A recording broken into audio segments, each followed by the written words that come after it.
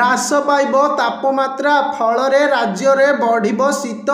ଆଭ୍ୟନ୍ତରୀଣ ଓଡ଼ିଶାରେ ଅଧିକ ପ୍ରକୋପ ଦେଖାଯିବା ନେଇ ପୂର୍ବାନୁମାନ କରିଛି ପାଣିପାଗ ବିଭାଗ। ରାଜ୍ୟର କିଛି ଅଞ୍ଚଳରେ ମେଘୁଆ ପାଗ ସହ ହାଲୁକା ବର୍ଷା ହେଉଥିବା ବେଳେ ଆସନ୍ତାକାଲିଠୁ ପାଗରେ ପରିବର୍ତ୍ତନ ହେବ ବୋଲି ମଧ୍ୟ ସୂଚନା ଦେଇଛି ପାଣିପାଗ ବିଭାଗ।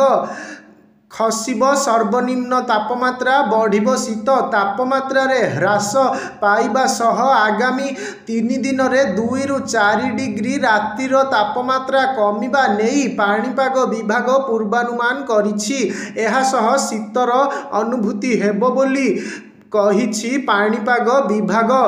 ତେବେ ଦିନ ତାପମାତ୍ରା 2 ରୁ 3 ଡିଗ୍ରୀ ବଢ଼ିବ ବୋଲି ସୂଚନା ଦେଇଛି ବିଭାଗ। ବିଶେଷ କରି ଆଭ୍ୟନ୍ତରୀଣ ଓଡ଼ିଶାରେ ଶୀତର ପ୍ରଭାବ ରହିବା ସହ ଜଗତସିଂହପୁର, କଟକ, ଝାରସୁଗୁଡ଼ା, କନ୍ଧମାଳ, କଳାହାଣ୍ଡି, ଖୋର୍ଦ୍ଧା, କଟକ ଓ ସୁନ୍ଦରଗଡ଼ରେ 1-2ଟି ସ୍ଥାନରେ ହାଲୁକାରୁ ମଧ୍ୟମ ଧରଣର କୁହୁଡ଼ି ଦୃଶ୍ୟମାନ ହେବ ବୋଲି ସୂଚନା ଦେଇଛି ପାଣିପାଗ ବିଭାଗ। ଗତ 24 ଘଣ୍ଟାରେ ସର୍ବନିମ୍ନ ତାପମାତ୍ରା 15.2 ଡିଗ୍ରୀ ଝାରସୁଗୁଡ଼ା ଓ କିରେଇରେ ରେକର୍ଡ କରାଯାଇଛି। ପାହାଡ଼ିଆ ଅଞ୍ଚଳ କୋରାପୁଟରେ 14 ଡିଗ୍ରୀ ସର୍ବନିମ୍ନ ତାପମାତ୍ରା ରେକର୍ଡ ହୋଇଛି। ଭୁବନେଶ୍ୱରରେ 21.3 ଓ କଟକରେ 19.5 ଡିଗ୍ରୀ ସର୍ବନିମ୍ନ ତାପମାତ୍ରା ରେକର୍ଡ କରାଯାଇଛି।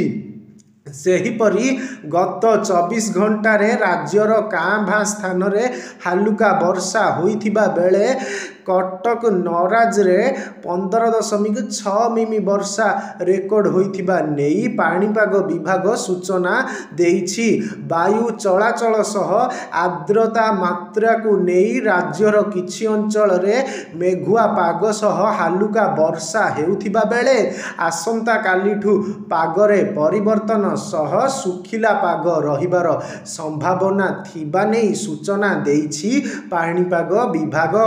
ଆସନ୍ତା 24 ଘଣ୍ଟାରେ ବିଶେଷ କରି ଉପକୂଳବର୍ତ୍ତୀ ଓଡ଼ିଶାର କାଁ ଭାଁ ସ୍ଥାନରେ ବର୍ଷା ହେବାର ସମ୍ଭାବନା ରହିଛି।